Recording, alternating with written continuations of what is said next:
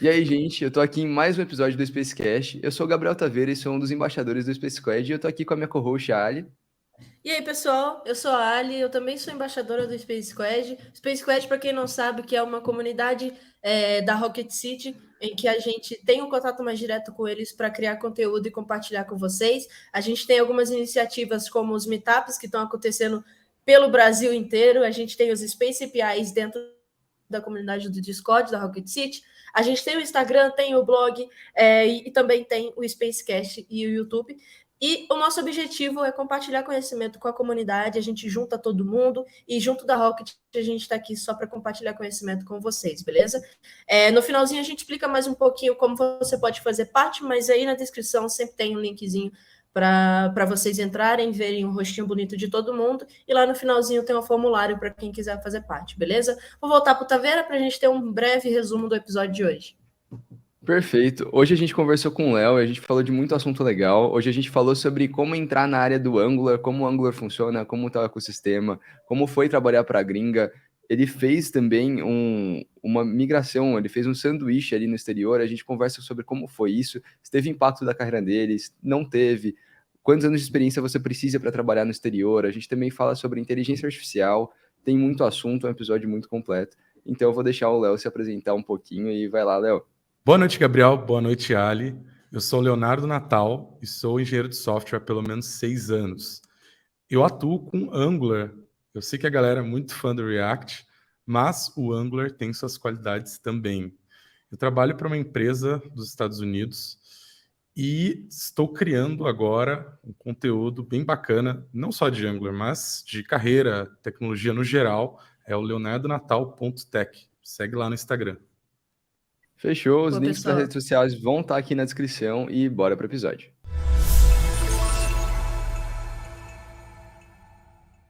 Léo, conta um pouquinho para a gente da sua história. Bom, primeiramente, boa noite. boa noite. Boa noite. Agradeço aí o convite.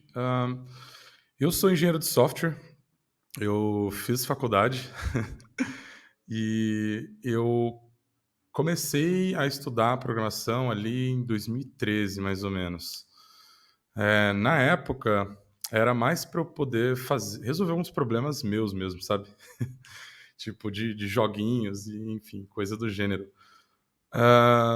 E aí eu resolvi entrar para engenharia da computação, ou seja, eu vi muita coisa menos programação, porque a engenharia é um curso bastante genérico, e aí eu vi bastante coisa de física, matemática, enfim, até realmente eu entender que não era bem aquilo que funcionava o universo de desenvolvimento.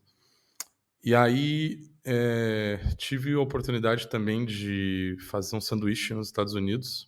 Então, parte da graduação foi feito lá.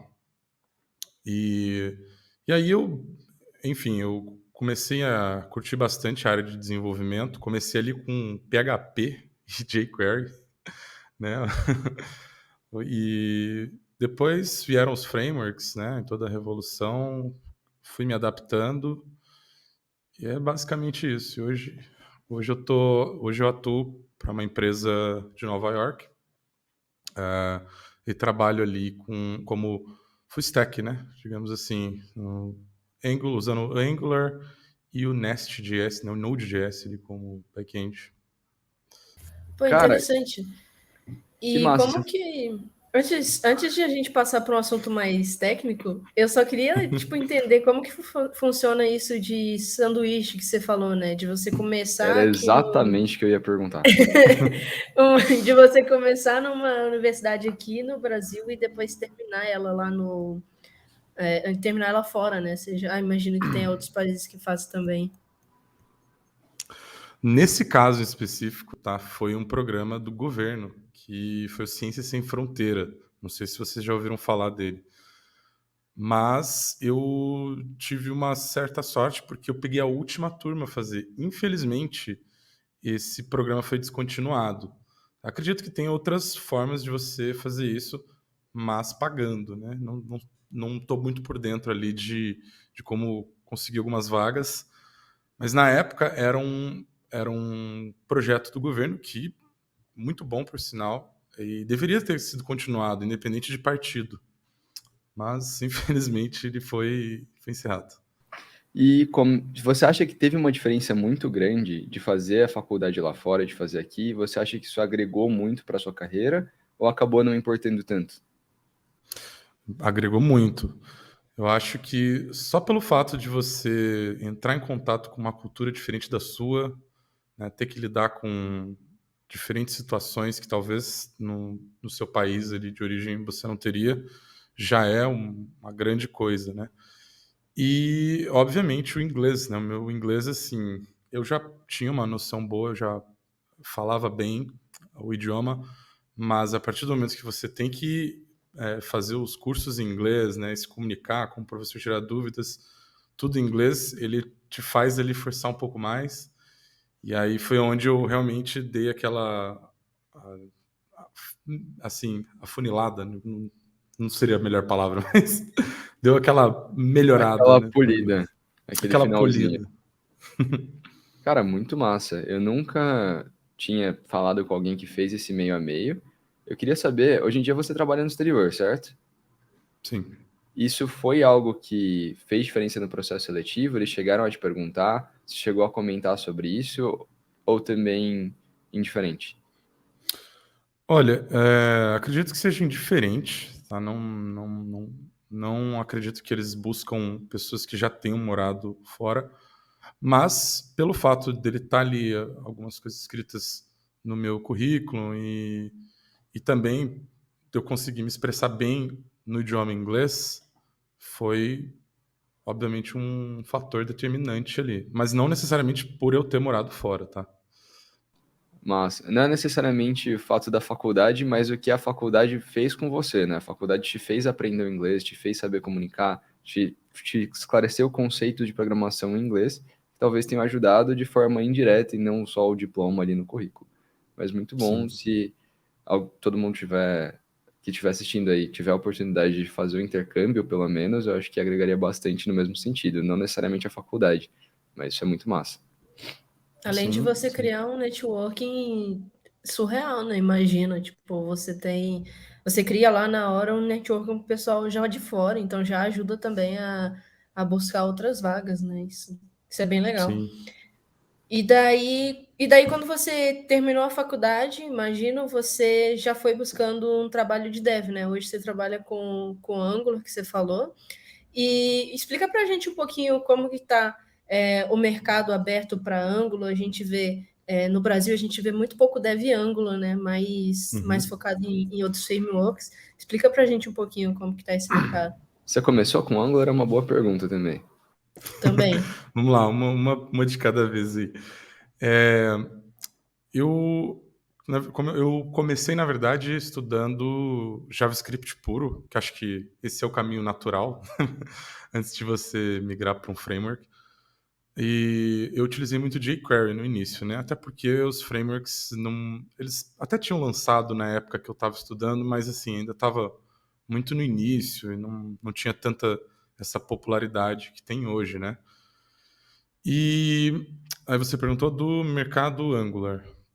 O mercado Angular, ele é muito forte, principalmente lá fora, tá? E ele é bem utilizado para aplicações de larga escala. Então, geralmente, assim, em squads que você tem que trabalhar ali com 20, 30, 40, 50 devs mexendo na mesma aplicação, às vezes, é muito importante que você tenha um padrão, né, uma linguagem meio que universal, até pelo fato de você ter uma rotatividade de devs grande e não ter que ficar demorando muito para fazer um onboard. Então, é, algumas empresas, né, alguns projetos, no caso que eu passei, eles preferem o Angular por conta desses benefícios, né, de você poder padronizar melhor ali e poder fazer essa a integração. Hoje em Mas é isso. dia, hoje em dia a gente vê um movimento muito grande no Brasil do React e de outras frameworks que vêm em seguida, seriam, por exemplo, o Vue, que não são tão populares, mas também estão crescendo em popularidade. E eu queria entender a sua visão do Angular no mercado de hoje em dia. Se são empresas novas que ainda estão adotando, se são mais empresas antigas, ou se é só uma visão que a gente tem do Angular subindo aqui pela falta de conteúdo de Angular no Brasil, se tem alguma diferença de percepção que você tem aí de fora e que a gente tem aqui do Brasil. Bom, eu acho que no Brasil você tem uma popularidade do React muito maior devido a grandes influências né, da comunidade. E o Angular ele foi deixando de lado, digamos assim. Mas não é por isso que ele vem deixado de ser usado, né? Eu fiz até um vídeo recentemente falando sobre os signals que o Angular está lançando agora, que é uma simplificação ali de você mexer com strings, né? E, como eu disse, as empresas novas, e acho que a maioria das empresas também que tem mais um tempo, é que novo na tecnologia e antigo é um tempo curto, né? Empresas de 10 anos tem, exato, então é muito curto na tecnologia, né? Mas, digamos assim, as empresas pelas quais eu passei, com esse perfil de enterprise, né? São, de repente, aplicações que você tem vários vendors ali, são grandes, precisam ser escaláveis, elas preferem o Angular. Mas já vi também com React, tá? Não tô dizendo que é o melhor, é só a preferência de algumas empresas mesmo. E quando você fala escaláveis, você fala de um projeto só? Tipo assim, uma empresa tem um projeto muito grande em que precisa de muito mais organização? Ou você já viu trabalharem também com, por exemplo, micro front-ends e microserviços, que também é uma forma de ter um produto um produto maior, mais escalável, mas de certa forma separada em pequenas partes, né? Sim, na verdade os dois são bem comuns. Já vi empresas de bancos grandes aqui no Brasil. Tenho amigos meus que trabalham nessas empresas e eles utilizam micro front-end todo em Angular, até para separar melhor ali em camadas. E também aqui eu atuo hoje é um sistema que ele abrange muitos clientes. Então são é como se fosse um software as a service no fim das contas, né? O SaaS, mas ele é muito configurável. Então ele tem diversas variações ali dependendo do cliente. Tá? Mas de forma geral é um sistema de fast food. Então tem muitas empresas, ainda mais nos Estados Unidos, quando se trata de fast food, né? Cara, ótimo você mencionar. Se eu não me engano, outro aplicativo de fast food grande que usa o Angular é a Rappi. Se eu não estou enganado, o site deles, né, o web app que eles têm, é todo em Angular. E às vezes a gente esquece do poder e o tamanho que o Angular tem, apesar da gente ter essa noção de que o React está crescendo. Em alguns momentos ele realmente está. O Angular ele não perdeu espaço e é saudável que ele tenha espaço. Não é legal todo mundo simplesmente decidir vamos adotar o React e ficar todo mundo ali codando porque não tem concorrência. E se não tiver concorrência, não tem motivo para evoluir. E se não tiver motivo para evoluir, a gente de novo estagna. E é bom notar, o React ele roubou muita coisa do Angular e vice-versa. Então, é sempre legal ter mais tecnologia. É aquela coisa de que não existe tecnologia ruim, existe tecnologia que não resolve o problema que você está querendo resolver, né? Às vezes você tem uma tecnologia que resolve um problema específico e você tem outra tecnologia que resolve outro problema específico. Vai muito do que você está querendo resolver e de como você está querendo resolver isso, né? E você falou muito questão de performance também, de ter uma aplicação com vários usuários. E você acha que quando você tem muitos usuários, não estou criando polêmica, tá? Mas você acha que o Angular ele é uma ótima opção em relação aos outros frameworks que a gente vê para quesito performance e aceitar muitos usuários ao mesmo tempo? Olha, eu acredito que As pessoas sempre me perguntam, né? Angular ou React? Primeiro que eu acho que não, não existe essa de melhor e pior. Acho que cada um resolve e trata de assuntos iguais, mas de formas diferentes. Então, depende muito da sua finalidade, né? O React, por exemplo, acho que para projetos menores e coisas assim mais simples que não precisam ser tão escaladas, ou você não tem um time tão grande, acho que ele resolve muito bem, às vezes até melhor que o Angular, né, por conta da sua simplicidade, digamos assim, de fazer algumas coisas. E eu passo que o Angular você tem que seguir mais o framework mesmo, não dá para você fugir muito. Então acaba tendo uma curva maior ali de aprendizagem e tal. E com relação à performance, o Angular, ele existe a biblioteca RxJS, tá? Que acredito que vocês conheçam, que é uma biblioteca que se integra muito bem ao Angular para lidar com esses problemas aí de assincronia, né? Digamos assim, a programação reativa no geral. Então, agora com Signals eu estou bem animado. Eu acredito que muitos dos problemas que a gente resolvia no RxJS, mas com uma complexidade relativamente grande, o Signals vai resolver. Porque para você lidar com esse tipo de paradigma na programação, cara, realmente você tinha que estudar bastante ali, ser um bruxo do RxJS. Cara, eu acho que eu entendi o que você disse sobre a escalabilidade do Angular, mas dando meu take, explicando a minha visão, o React ele pode ser utilizado para projetos grandes, tanto como a Netflix, por exemplo, utiliza React, porém, ele é menos opinado, o que quer dizer que ele te dá mais liberdade para você fazer as coisas do seu jeito, e se você não souber o que está fazendo, você pode fazer as coisas do jeito errado.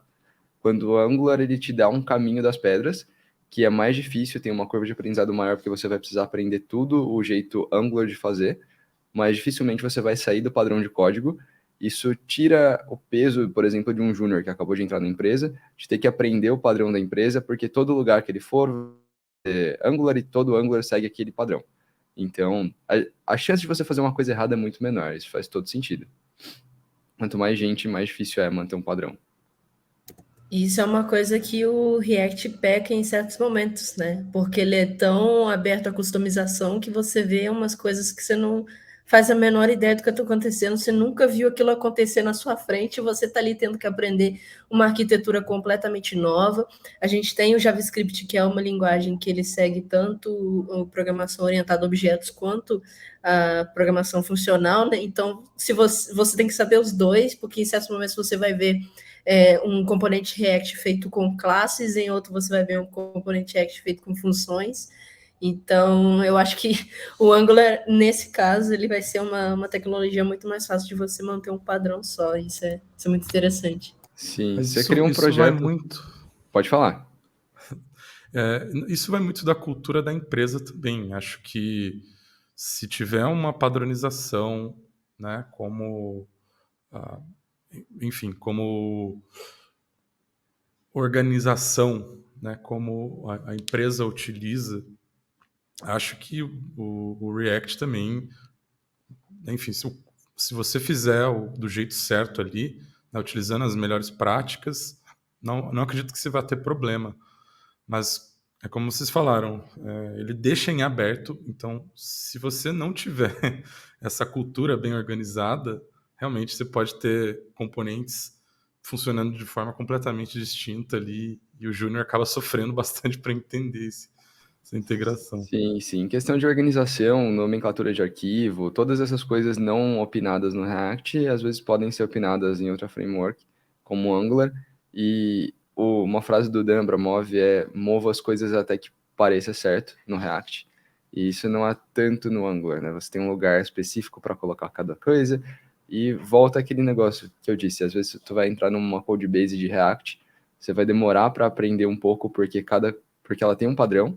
E aí você troca de emprego e tá todo mundo colocando componente em outro lugar, nomenclatura tá seguindo outro padrão, que não seja o do Airbnb clássico. E eu sou dessa vibe de você tem que escolher um padrão e continuar. Mas, de novo, como cada projeto pode ter escolhido o seu padrão, é muito difícil. Essa consistência é muito difícil. Isso eu acho que é um dos pontos principais que podem ser uma vantagem no Angular se você está começando. Interessante falar que para os juniors Dev e React, a gente tem o costume, e talvez não seja um ótimo costume, mas de você ter um tempo para você acostumar com a arquitetura do projeto, quando você acaba de entrar numa empresa. Porque a gente tem tantas arquiteturas e tantas formas de codar diferente, que você entra no projeto e você precisa ficar no mínimo uma semana lá só se enturmando com o projeto para entender como é feito as coisas, como cada arquivo está sendo utilizado, como os componentes e as lógicas estão sendo utilizadas, porque é uma faca de dois gumes, né? Ao mesmo tempo que você tem uma abertura para muita personalização, do outro lado você também tem esse problema de que é tão personalizado que nem todo mundo sabe o que você está fazendo, entendeu? Isso é muito legal. Talvez não, às vezes sim, às vezes não, né? Depende do que você vai fazer. Depende do ponto de vista, depende do tipo de cultura que você quer implantar. Acho que enfim, acho que Essas dependendo. coisas variam muito, mas em geral faz Sim. muito sentido. E eu queria saber se, para quem está começando no Angular, tem algum material, existem algumas, talvez, indicações de pessoas, como a pessoa que está começando agora e viu o Angular pode aprender, pode se desenvolver nesse framework. Olha, muitas pessoas me questionam a como aprender no Angular, né? Porque realmente a documentação deixa um pouco a desejar, confesso. Às vezes é um pouco confuso de ir só pela documentação, mas assim, tem grandes canais. Quando eu comecei, tinha a Loiane Gruner, se eu não me engano, tá? Acredito que ela deva ser alguma coisa do Angular, porque ela realmente fazia um trabalho excepcional, era muito bom os vídeos dela. E acredito que a gente tem que começar a utilizar a inteligência artificial a nosso favor também. Então, é muito fácil hoje você não entender um conceito e pedir ajuda no chat para que te explique de uma forma diferente ou melhor. E, enfim, e sempre buscar pessoas com uma senioridade maior ali que a sua para dar uma analisada e, enfim, que possa te ajudar nesse processo. Acho que diria nesse sentido. Fica aí a dica, eu utilizo o ChatGPT como uma ferramenta de aprendizado. Fico feliz que você citou isso. Eu acho que hoje em dia é a ferramenta mais recente que a gente tem, né, aberta ao público e mais interessante para você utilizar, não só para aprendizado, mas principalmente para isso. Tirar suas dúvidas, você manda um código quebrado e pergunta por que está quebrado. Eu não te garanto que ele vai te dar a resposta, mas pode ser que ele te dê. Pergunta como fazer um conceito, principalmente se você já programa em React, em Angular, e provavelmente ele vai te dar a resposta, o que você não vai encontrar de forma fácil num tutorial já bem estruturado.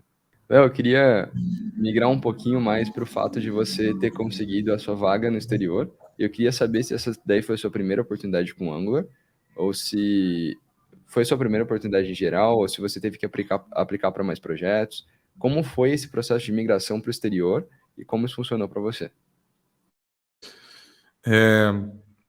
Essa é a primeira empresa que eu estou trabalhando de fora mesmo, mas eu já estou em diversos projetos dentro dessa empresa, né? Uma chama de contractor, então você tem essa flexibilidade de poder migrar de projeto.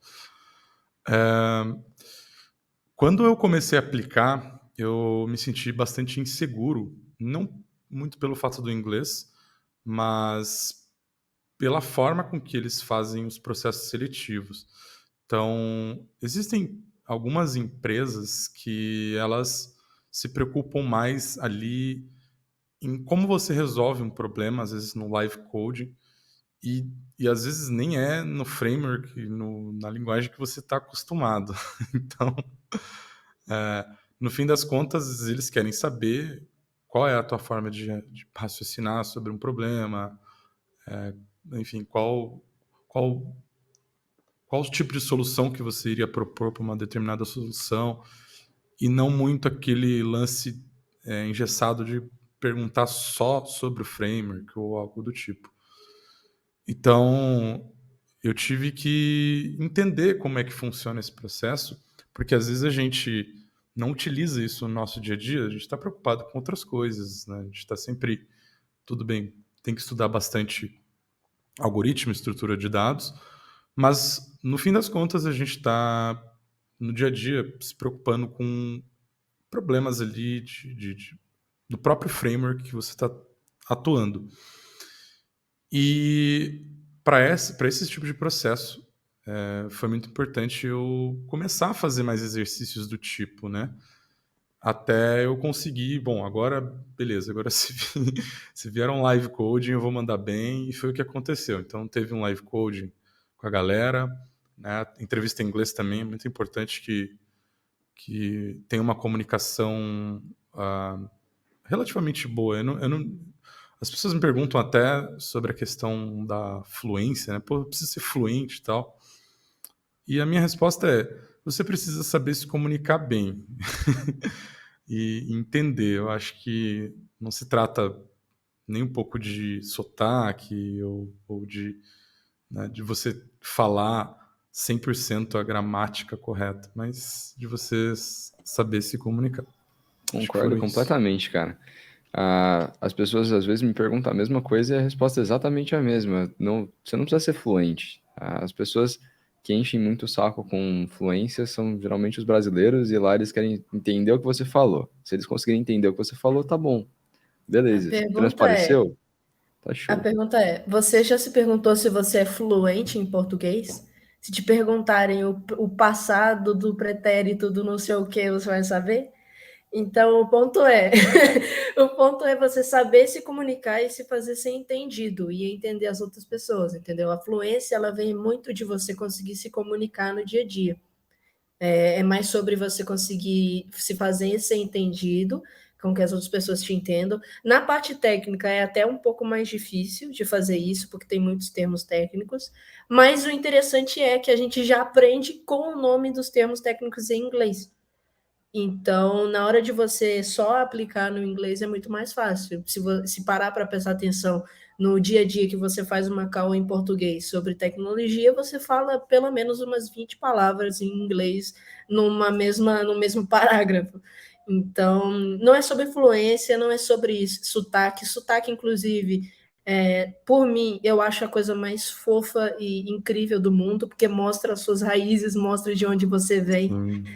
Então, não é para se preocupar com o sotaque se você está falando certo, a palavra está muito bem entendível, se você está falando igual um americano mesmo, e é isso. Não, você tem que só se fazer ser entendido. Esse é o ponto principal da fluência. E só uma observação. Como eu já fazem anos que eu trabalho assim com conteúdo em inglês no geral, né? Até mesmo quando eu trabalhava em empresas brasileiras, documentação, né? Programação no geral, você utiliza bastante o inglês.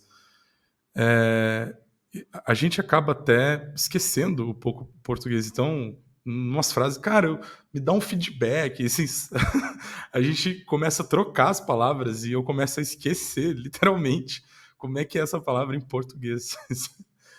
Isso é complicado, acho. Eu não faço a menor ideia de como é feedback em português, tá? Eu tava pensando isso agora. Tentei Eu procurar não um faço. Eu sinônimo, falei. me Tipo, dá a sua opinião. é tipo hambúrguer. Como é que é É de- hambúrguer em português? Não faço ideia. Não, Vai. sabe, vamos marcar uma call. Ninguém fala, vamos marcar uma reunião. Mas, cara, Né?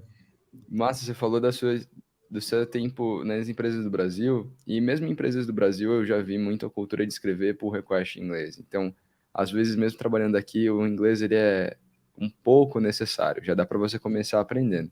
Eu queria saber se quantas empresas você passou antes de ir para a gringa, se você estava trabalhando há muito tempo, quando você se tornou confiante para conseguir procurar um emprego lá fora. Quando que esse estalo veio? Vamos lá. Não foram tantas assim. Eu comecei aqui, na verdade, meio como freela mesmo, porque na época, eu sabe a síndrome do impostor? Eu sempre achava que eu era muito ruim e eu falei, cara, ninguém vai me contratar ainda desse jeito. E eu comecei a fazer uns freelas, tipo assim, cara, tá precisando de algum site, sabe, algumas coisas mais simples. E eu comecei por ali. Então, depois eu percebi que, bom, eu realmente sei fazer alguma coisa. Aí eu passei por mais duas empresas brasileiras, né? Todas elas me ensinaram muitas coisas. Uma delas era uma espécie de startup, é uma empresa menor, e aí no startup foi uma das que eu mais aprendi, porque ali, de fato, você acaba tendo que fazer de tudo um pouco. E depois, essa última, que é uma de São Paulo, me ensinou muita coisa também, inclusive de Angular. E eu me senti confiante de ir para o próximo passo, né? Quando eu percebi que eu já conseguia dar conta do meu trabalho e ajudar as outras pessoas. E aí é um momento que eu falei, bom, acho que eu passei de nível, né? Se eu já consigo desempenhar bem aquilo que me passam, eu consigo ajudar a galera que está ali entrando agora, começando. Falei, acho que está na hora de eu migrar, de eu fazer alguma coisa diferente. Então foi mais ou menos nessa linha. Cara, show. Você tinha quanto tempo de experiência antes disso? Em anos, mais ou menos? Já tinha 5 anos, já que eu trabalhava como dev no Brasil. E aí agora eu tô indo para 6 anos. Mês que vem faço 6 anos assim de desenvolvedor. Eu ainda acho que é pouco, mas Cara, é considerável. você vai sempre achar que é pouco. E a pessoa que tá começando agora sempre vai achar que é muito. Ela vai olhar, tá começando agora no Brasil, vai olhar 6 anos na frente e vai pensar que não alcança nunca. Beleza, o cara conseguiu trabalhar no exterior depois de 5 anos. 5 anos está muito distante para quando você está começando agora. Então depende do seu ponto de vista, da sua percepção. E eu vejo muita gente que está começando agora já querendo saber se dá para começar no exterior, se precisa de alguns anos, por isso que eu perguntei um número. Eu acho que você precisa de uma experiência sim, porque as empresas estão buscando alguém que já saiba solucionar, mas depende da empresa, depende da vaga. Então, tem como conseguir como júnior? Tem, mas é muito difícil. Sim, Quanto é mais sênior, interessante. mais completo e mais vagas ficam disponíveis para você, com menos concorrência. Sim, é interessante falar que não é impossível um júnior começar com o primeiro emprego na gringa.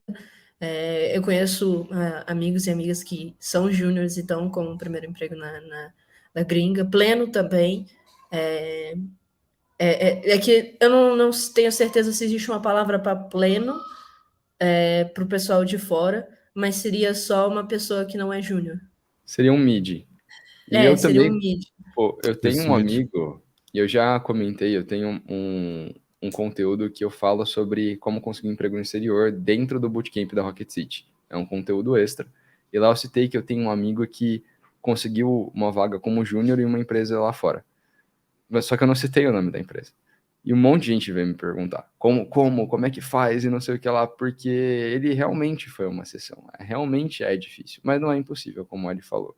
Se você quiser, se você se sentir confiante, que você já entrega valor, já tem projeto pessoal próprio e já sabe falar inglês, não custa tentar. No mínimo, você vai ter uma experiência muito boa de aprendizado com a sua entrevista. Que quando você tentar de novo no futuro, depois de preencher as lacunas que você vai descobrir na entrevista, você pode usar como base para fazer uma entrevista ainda muito melhor.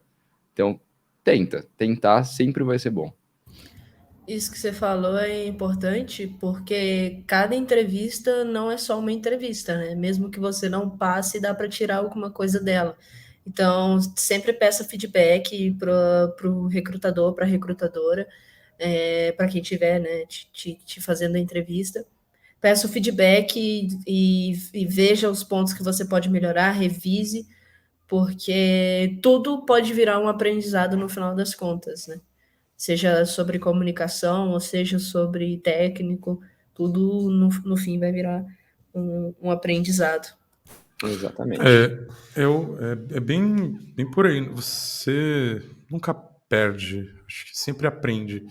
Então, as pessoas às vezes me perguntam, cara, quando que é o melhor momento para eu aplicar para as vagas em inglês? E é muito relativo, eu não acho que tem um número exato para generalizar. Então, se você já tem um inglês, se você está confiante no seu inglês, não precisa ser perfeito. Se você já tem uma confiança, consegue entender, se expressar bem e já sente que tem uma experiência, tenta.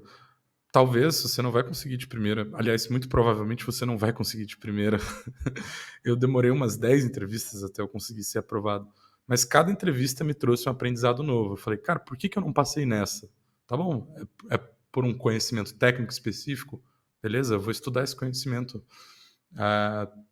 Se no caso for o inglês, estude mais inglês, passe o tempo aprimorando aquilo que você aprendeu, que uma hora você vai conseguir. Perfeito. Já falhei em um monte de entrevista. Já teve muita entrevista que eu apliquei e nunca nem tive a primeira entrevista. Então, eu tô no banco de talentos de um monte de empresa. Olha aí. Alguém já usou o banco de talentos? É uma boa pergunta, mas eu tentei. O importante é tentar. Algumas me chamaram, algumas não. Algumas eu falhei, outras eu consegui. Então, as que eu consegui valeram muito a pena.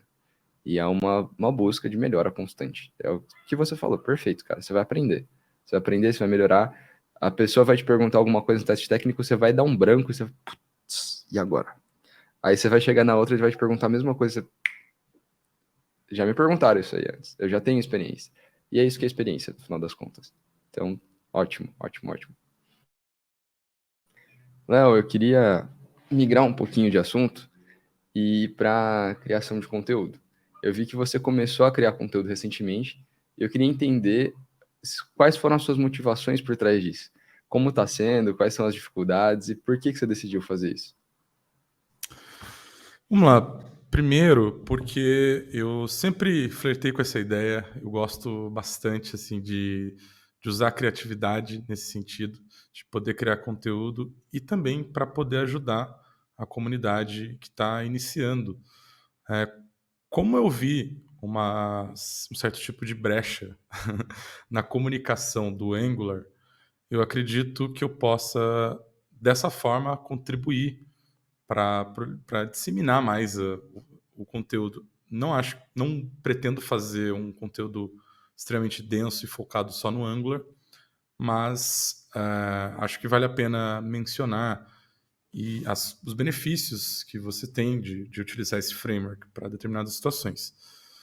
Mas, no geral, é isso. Então você faz conteúdo mais focado em Angular, depois vai um pouquinho para carreira, é isso? Então aí o pessoal que já estiver querendo começar com Angular já sabe que tem mais um BR ensinando. A gente vai Opa! deixar o link das redes sociais dele aqui na descrição, então se você Exatamente. quiser, se sentir interessado, acho super válido. E assim, você está vendo que ele tem vários anos de experiência, né? O Léo já está aí há bastante tempo, trabalha na gringa, começou a criar conteúdo para retribuir um pouco para a comunidade.